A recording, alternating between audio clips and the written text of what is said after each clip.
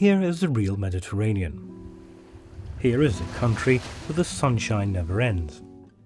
An island where the glorious tones of green are embraced by the blues and turquoises of the Mediterranean, and where the earth guards the secrets of history under the golden brightness of the sun.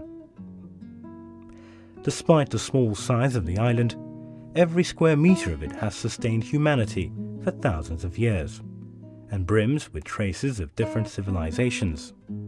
It does not only bear witness to the mysterious history of the Mediterranean, but in northern Cyprus you can delight in the light diffused blue of the sea and the hottest yellow of the sun. Because of all these characteristics, northern Cyprus is a real Mediterranean yet to be discovered by you, a place where time stands still. Most of the historical riches of the island are concentrated in the northern part of Cyprus. Fairy tale castles built on the Karañi mountain range peaking at a height of 177 meters, buildings dedicated to different religions, and untouched coasts all exist together in this geographical splendor enhanced by the gentle sound of the waves. Not only does it have untouched coasts which give shelter to the nesting sea turtles, it owns endemic plants, rare flowers, pine-clad mountains, and orange groves. North Cyprus is a center for history and culture. This small island offers you the real Mediterranean with its vast golden beaches, rich history, and special quality of light, as well as sunshine all the year round, appearing from the monastery of Apostolos Andreas in the far east to the village of Yeşilırmak in the far west. Mythology's most beautiful woman was born in Cyprus into the waves of the Mediterranean Sea. We have no doubt that Aphrodite, the goddess of love, is the most bewitching woman of the mythological world, with her lovers and the legends that she has left behind. You can sense her beauty everywhere as you swim in the sea or as you wander in the landscape. It is magical to have a holiday on the goddess Aphrodite's island. The island of Cyprus is a meeting place of many religions and was also an important point on trade routes of the eastern Mediterranean. Because of its location at the crossroads of eastern and western civilizations where the continents collide, the island has been home to different civilizations at many times throughout the ages. It was ruled by a number of civilizations from different cultures, and its beauty has been preserved through time. All through its long history, the island of Cyprus has carried traces of numerous civilizations. One can see the evidence of the Egyptians, the Ptolemies, the Greeks, the Romans, the Byzantines, the Lusenians, the Venetians, the Ottomans, and the British. The island of Cyprus, which contains the most precious part of our world heritage, continues to share its 10,000-year-old historical past with its fellow humans. Nicosia is the capital city of northern Cyprus, which covers 3,355 square kilometers. Centuries ago, there were only settlements in the area, which were surrounded by walls. However, today, the city has flowed beyond the walls and it is gradually becoming more developed. The Venetian engineer Giulio Savognano built the Nicosia walls, which have a circumference of 3 miles. They have 3 entrance gates and 11 bastions. Savognano's ramparts are commonly viewed as a masterpiece. Today, these gates through the ramparts have lost their function because the roads were opened up on both sides to allow the traffic ease of movement. 2 of the gates are in southern Cyprus and 1, the Karañi Gate, is in the north. The Nicosia city walls surround a unique place on the island of Cyprus, an old city where several civilizations from different periods of history coincide. It is not surprising to see that the remnants of these civilizations in the city. The Great Inn, which is considered the most important Ottoman building, has been restored recently with a sensitivity that reflects Cypriot culture. The inn is a 2-floor building with 68 rooms. Although it was known as a new inn when it was first built, It was also known as Alanya'lılar's Inn, as it was a resting place for tradesmen from Alanya in Turkey.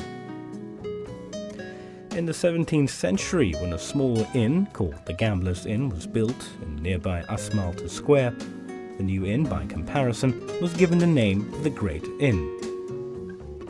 Another feature of the Great Inn is that it is the biggest inn in Cyprus, and it is situated in the centre of the old walled city. Also in the old city there is another historical treasure.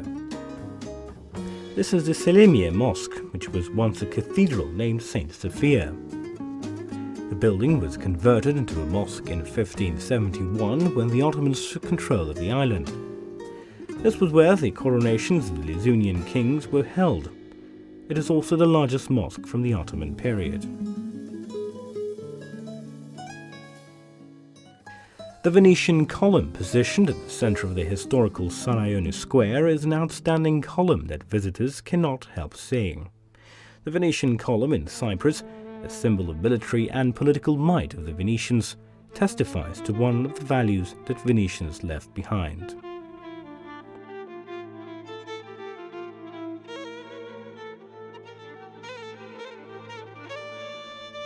The Mevlevi Tekke, south of Karuna Gate to the old city of Nicosia, is one of the most important buildings in historical as well as architectural terms. The Mevlevi sect, an offshoot of Islam, encouraged an inclusive approach which embraced humanity without any religious discrimination. This approach ensured its survival on the island for a very long time. It is said that the central tekke of the Mevlevi sect in Cyprus was built on land donated by a woman called Emine Hatun in the beginning of the 17th century. Starting in 1873, there were 36 people living in the tekke. These people included Masnavi Khans, sheikhs and dervishes. After the Mevlevi tekke had been closed down for many years, it was put into service again on the 30th of April 1963 under a new title and function as the Turkish Ethnography Museum. However, it was later decided that it should be totally rearranged as a museum of the Mevlevi tekke, and it was restored accordingly between the years of 2001 and 2002. The exhibition part of the museum was reorganized and put into service in 2002. One can see a great many beautiful historical buildings in the old city of Nicosia. The Samanbahce houses, said to be the first social housing in Cyprus, reflect the simple architectural features of their period, their function blending harmoniously with their surroundings. There are 70 houses built at the beginning of the 20th century, marking a significant step in invigorating city planning.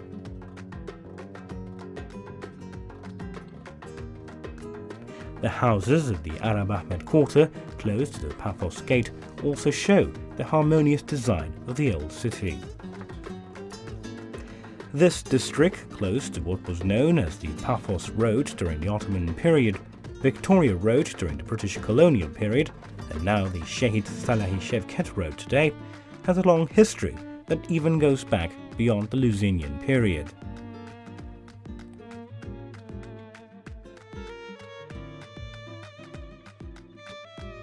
There are places that are a must to visit, which convey a sense, an atmosphere of the historical age they bear witness to. They are the Saçaklı House, the Dervish Pasha Mansion, the Sultan Mahmud II Library, the Banda Bulya,